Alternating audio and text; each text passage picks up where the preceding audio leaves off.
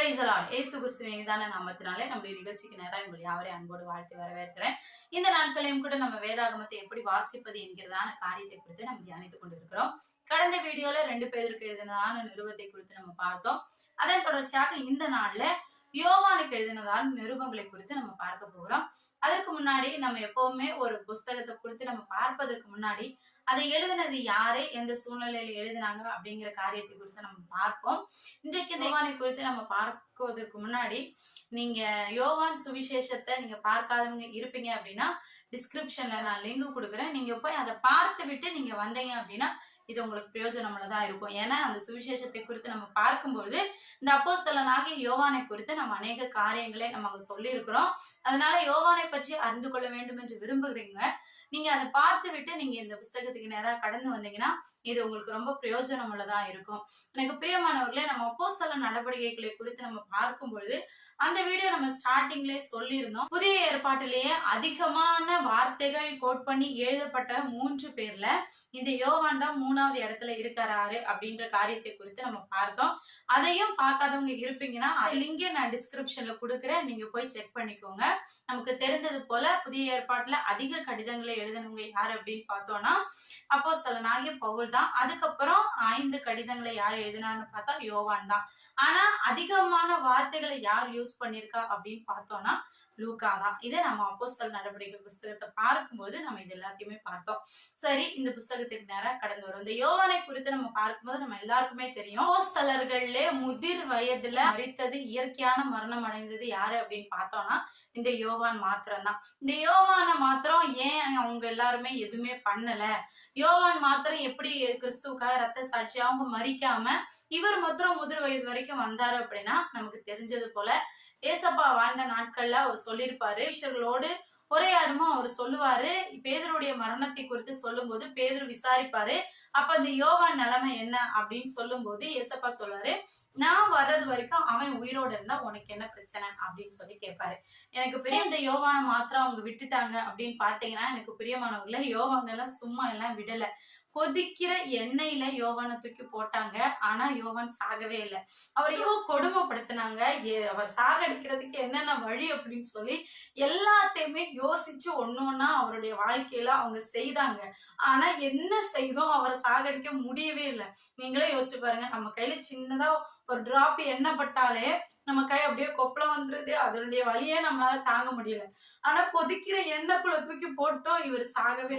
So அந்த அளவுக்கு இவரை கொல்லவே முடியாது அப்படின்னு சொல்லி கடைசி நாள்ல இவரை ஒண்ணுமே பண்ண முடியாதுன்னு சொல்லிட்டு நாடு கடத்திட்டாங்க. பத்மோ என்கிறதான தீவுல இவரை நாடு கடத்திட்டாங்க. அந்த தீவுக்கு போன யாருமே உயிரோடு திருமண சரித்திரமே இல்லையா. அங்க சாப்பாடு இல்ல, தண்ணி இல்ல, அங்க எதுவுமே இல்ல. சோ அங்க கொடிய மிருகங்கள் வாழ்கிற ஒரு இடமா, ரொம்ப அரசாங்கத்துக்கு விரோதமா தப்பு பண்ணவங்கள ரொம்ப கொடுமையா சாகணும் அப்படின்றதுக்காக அந்த தீவுல கொண்டு போடுவாங்களாம். அந்த தீவுல போன யாருமே ஜீவனோடய வரல.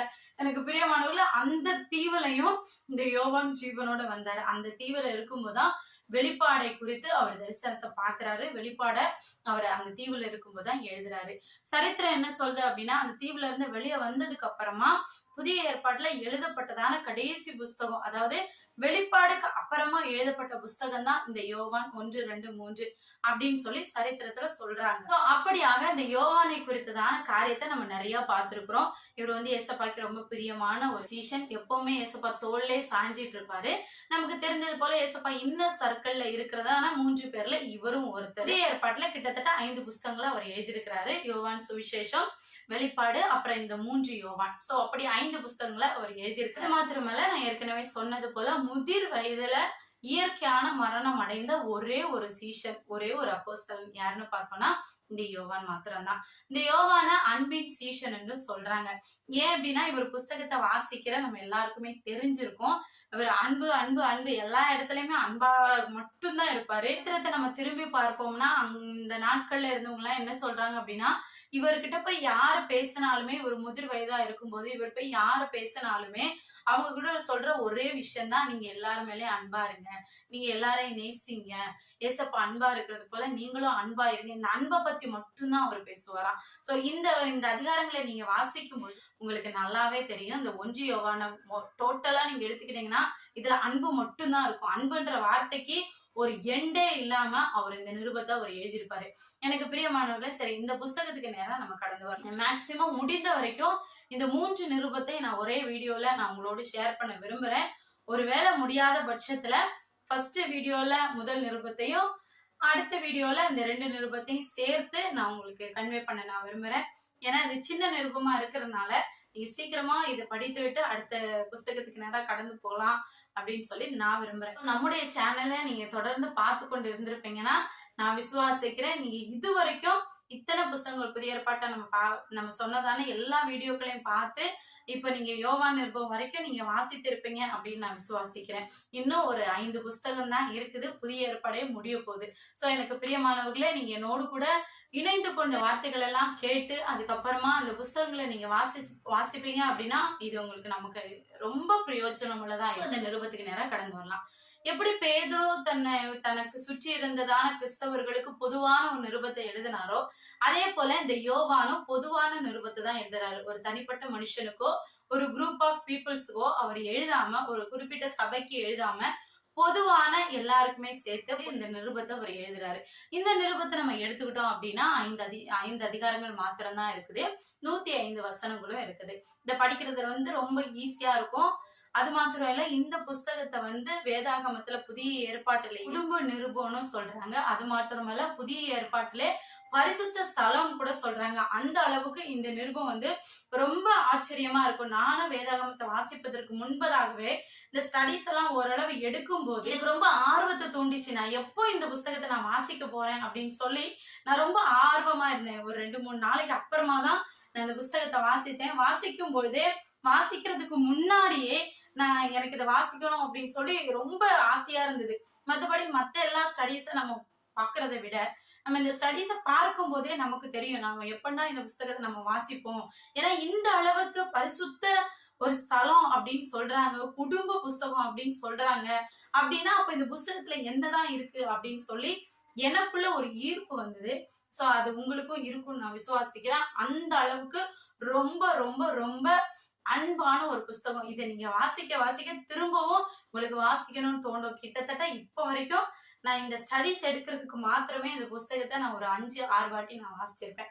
அந்த அளவுக்கு வாசிக்க வாசிக்க திரும்ப திரும்ப படிக்கணும்னு தூண்டிக்கிட்டே இருக்கேன். எனக்கு இப்ப வரைக்கும் இந்த ஒரு நிருபம் மாத்திரம் எனக்கு திருப்தி ஆகவே இல்லை. திரும்ப திரும்ப படிக்கணும்னு தோணிக்கிட்டே இருக்கு. நிச்சயமா நான் திரும்பவும் இதை நான் படிப்பேன். சோ அந்த அளவுக்கு ஒரு அன்பான ஒரு நிருண்டிப்பா நீங்க கிறிஸ்துவோடைய அன்புல நீங்க இதை வாசிங்க. இதுல ஃபுல் அண்ட் ஃபுல்லாமே இதனுடைய தீமே என்ன அப்படின்னு பார்த்தோம்னா அன்பு மட்டும்தான்.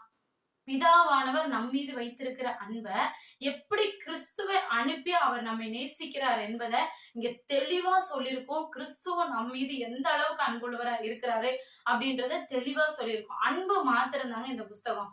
கொரிந்தியர் 11வது அதிகாரத்துல நம்ம வாசிக்கும் பொழுது அன்பு சகல பாவங்களை மூடும், சகல பாவங்களை போக்கும், சகலதையும் சகிக்கும், சகலதையும் தாங்கும் அப்படின்னு சொல்லி அந்த 11வது அதிகாரத்துல நம்ம எந்த அளவுக்கு பார்த்தோமோ அதை விட ரொம்ப டீப்பான ஒரு லவ் குறித்ததான ஒரு அதிகாரமா ஒரு புஸ்தகமா இது இருக்குது. சோ இந்த புஸ்தகத்தை அவர் ஏன் எழுதினாரு, எப்படிப்பட்ட ஜனங்களுக்கு எழுதினாரு அப்படின்னு பார்த்தோம்னா நமக்கு எல்லாருக்குமே தெரிந்தது போல கிறிஸ்தவத்தை எதிர்த்து அநேக ஜனங்கள் அதிகரித்து கொண்டே இருந்தாங்க. இந்த புஸ்தகம் எழுதுகிற நாட்கள்ல அந்த நாட்கள்ல நாஸ்டிசம் பேசுறவங்க அதிகமா இருந்தாங்க. அதாவது அறிவுதான் எல்லாமே, கடவுள்ன்றது இல்ல, எல்லாமே அறிவுல இருந்துதான் வந்தது. ஒரு மனுஷன் எப்படி கடவுளா இருக்க முடியும்? சோ ஏசப்பா கடவுள் கிடையாது, அவர் ஒரு மனுஷன் தான் அப்படி சொல்லிட்டு இருந்து ஒருபடி மேல போய் அவரு ஞானஸ்தானம் எடுக்கும் போது உள்ள வந்தாரு. அவர் ஞானஸ்தானம் எடுத்து ஊழியெல்லாம் செய்து முடிச்சு அவர் சிலுவையில மறிக்கும் போது கிறிஸ்து இயேசு கிறிஸ்துவை விட்டு போயிட்டாரு. அதாவது கிறிஸ்து வேற இயேசு வேற அப்படின்னு சொல்லி நாஸ்டிசம் பேசுகிறதான ஜனங்கள் அந்த நாட்கள்ல அதிகமா இருந்தாங்க. அப்படி இருக்கும்போது சபைகளுக்குள்ள நிறைய பிரச்சனைகள் வந்தது. சபைகளுக்குள்ளேயே ஒரு சில பாவங்கள்லாம் இருந்தது. சோ இதை எல்லாத்தையுமே அவர் அறிந்து கொண்டு, அது மாத்திரமல்ல நமக்கு தெரிந்தது போல எல்லா அப்போஸ்தலர்களுமே ரத்த சாட்சியா மரித்துட்டாங்க. இப்ப இவர் மாத்திரம்தான் உயிரோட இருக்கிறாரு. அதனால அப்போஸ்தலர்கள் நிரூபணதான சபைகளுக்குள்ள பொறுப்பும் இவருக்கு அதிகமா இருந்தது. சோ இந்த ஜனங்கள் சத்தியத்தை விட்டு விலகி போயிடக்கூடாது அப்படிங்கிற ஒரு ஏக்கத்தையும் இவர் இந்த கடிதத்தை அவர் எழுதுறாரு. இந்த கடிதத்தை எழுதும் போது இப்படிப்பட்ட ஜனங்கள், அதாவது நாஸ்டிசம் பேசுகிற ஜனங்கள் பெருகி கொண்டிருக்கிறாங்க. அவங்க கிட்ட இருந்து சத்தியத்தை அவங்களுக்கு வெளிப்படுத்தணும், அவங்க கண்கள் திறக்கப்படணும் அப்படின்னு சொல்லிட்டு இந்த கடிதத்தை அவர் எழுதுறாரு. இந்த கடிதத்தை அவர் எழுதும் போது மெயினா ஒரு சில வார்த்தைகளை சொல்லுவாரு. இன்றைக்கு வரைக்கும் நம்ம பேசிக்கொண்டிருக்கிறோம் அந்தி கிறிஸ்துவை பத்தி. சோ அந்தி கிறிஸ்து எப்படி, அந்த அந்தி கிறிஸ்து அப்படின்றது யாரு அப்படின்னு பார்த்தோம்னா, அப்போஸ்தலனாகிய யோவான் தன்னுடைய முதலாவது நிருபத்துல அவர் சொல்றாரு, பிதாவாகிய தேவனையும் குமாரனாகிய கிறிஸ்துவையும் யாரெல்லாம் ஏற்றுக்கொள்ளலையோ புறக்கணிக்கிறார்களோ அவங்கதான் அந்தி கிறிஸ்து அப்படின்னு சொல்றாரு. சோ அந்தி கிறிஸ்துன்றது வேற யாரும் இல்லைங்க, யாரெல்லாம் இயேசு கிறிஸ்துவையும் பிதாவையும் ஏற்றுக்கொள்ளலையோ அவங்கதான் அந்தி கிறிஸ்து அப்படின்னு சொல்லி தன்னுடைய நிருபத்துல அவர் எழுதுறாரு. சோ அப்படிப்பட்ட சூழ்நிலையில அவர் இந்த நிருபத்தை எழுதுறாரு. இந்த நிருபத்தை எடுத்துக்கிட்டோம் அப்படின்னா அவரே சொல்றாரு, என்ன காரணத்துக்காக நான் இந்த நிருபத்தை எழுதுறேன் அப்படின்னு சொல்லிட்டு 5 காரியத்தை அவர் அங்க கோட் பண்ணி எழுதுகிறாரு. முதல் அதிகாரத்துல முதலாவது வசனத்தை எடுத்துக்கிட்டோம் அப்படின்னா அங்க சொல்லுவாரு, உங்கள் சந்தோஷம் நிறைவாகும்படிக்கு இதை உங்களுக்கு எழுதுகிறேன் அப்படின்னு சொல்லுவாரு. அதை தொடர்ந்து 2வது அதிகாரத்துல முதல் வசனத்தை நீங்க எடுத்துக்கிட்டீங்க அப்படின்னா, நீங்கள் பாவம் செய்யாதபடிக்கு இவைகளை எழுதுகிறேன் அப்படின்னு சொல்லுவாரு. அதை தொடர்ந்து 5:13 நித்திய ஜீவன் உண்டென்று நீங்கள் அறியும்படிக்கு இவைகளை உங்களுக்கு எழுதுகிறேன் அப்படின்னு சொல்லுவாரு. இடத்துல கடைசி பகுதியை நீங்க பாத்துக்கிட்டீங்கன்னா, விசுவாசத்தில் நிலைத்திருக்கும்படிக்கு இவைகளை உங்களுக்கு எழுதுகிறேன் அப்படின்னு சொல்லுவாரு. அப்படியாக இந்த 5 காரணங்களை அவர் அங்கு குறிப்பிட்டு இந்த விஷயங்களை சொல்லுவாரு. 2வது அதிகாரத்தை நம்ம எடுத்துக்கிட்டோம்னா அங்க அவர் சொல்லியிருப்பாரு, பிள்ளைகளே உங்களுடைய பாவங்கள் மன்னிக்கப்பட்டதுக்காக இவைகளை எழுதுகிறேன், பிதாக்களே உங்களுக்காக நான் இவைகளை எழுதுகிறேன், வாலிபரே உங்களுக்காக எழுதுகிறேன், வயோதிபரே உங்களுக்காக எழுதுறேன்னு ஒவ்வொரு கேட்டகரியா ஒரு பிரிச்சு அவ எங்களுக்காக என்ன காரணத்திற்காக அப்படிப்பட்டவர்களுக்காக அவர் எழுதுகிறாரு அப்படிங்கிற காரியத்தையும் நம்ம அங்க பார்க்க முடியும். அதை தொடர்ந்து ஹோல் புஸ்தகத்தையுமே நம்ம 2ஆ டிவைட் பண்ணலாம். 5 அதிகாரம் தான் இருக்குது. இத ஃபர்ஸ்ட் பார்ட் என்னன்னு பார்த்தோம்னா, தேவன் ஒளியா இருக்கிறாரு அப்படிங்கிற காரியத்தை நம்ம பார்க்க முடியும். செகண்ட் பார்ட்டா தேவன் அன்பாக இருக்கிறாரு அப்படிங்கிற காரியத்தை நம்ம பார்க்க முடியும். இதுல வெறும் 5 அதிகாரங்கள் இருக்கிறதுனால ஒவ்வொரு அதிகாரத்திலும் என்ன எதை குறித்து சொல்லுகிறாரு அப்படிங்கிறத நான் உங்களுக்கு ரொம்ப சுருக்கமா சொல்ல விரும்புகிறேன். முதலாவது அதிகாரத்தை நம்ம எடுத்துக்கிட்டோம் அப்படின்னா, தேவன் வந்து ஒளியா இருக்கிறாரு, நாமும் அவர் கூட சேர்ந்து நாமும் ஒளியில நடந்து கொண்டு அந்த பாவத்தை விட்டு நம்ம விலகி இருக்கணும், நாம் ஒளியில ஐக்கியம் உள்ளவர்களா இருக்கணும் அப்படிங்கிற காரியத்தை முதல் அதிகாரத்துல நம்ம வாசிக்கலாம். அதை தொடர்ந்து 2வது அதிகாரத்தை எடுத்துக்கிட்டோம், அவருடைய வசனத்தை கை கொள்ள வேண்டியதின் அவசியத்தையும் உலகத்துக்கும் அந்தி கிறிஸ்துவுக்கும் நம்ம எச்சரிக்கையா இருக்கணும் அப்படிங்கிற காரியத்தை இந்த 2வது அதிகாரத்துல வாசிக்கலாம்.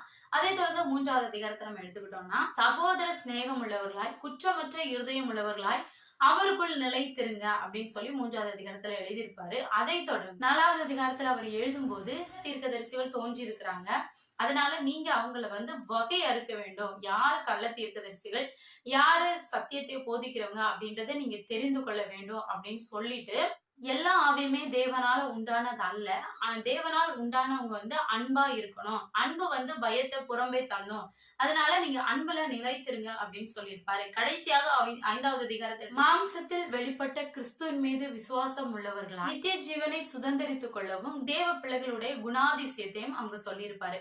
அப்படியாக இந்த நிருபத்தை அவர் முடிக்கிறாரு. எனக்கு பிரியமானவர்களே, இதை வாசிக்கும் போது இங்க அருமையான ஒரு வார்த்தை அங்க இருக்கும், உங்களுடைய இருதயம் தான் உங்களை வந்து நீங்க சரியா தப்பான்னு மற்ற யாராலையும் ஜட்ஜ் பண்ண முடியாது, உங்க இருதயம் தான் உங்களை ஜட்ஜ் பண்ணும், அந்த இருதயத்தை பார்க்கலாம் அவர் அதை விட பெரியவரு. சோ உங்க இருதயமே உங்களை நல்லவங்களா கெட்டவங்களான்னு ஜட்ஜ் பண்ணும்போது அவர் எந்த அளவுக்கு அதை பார்ப்பாரு அப்படிங்கறத அவர் சொல்லியிருப்பாரு.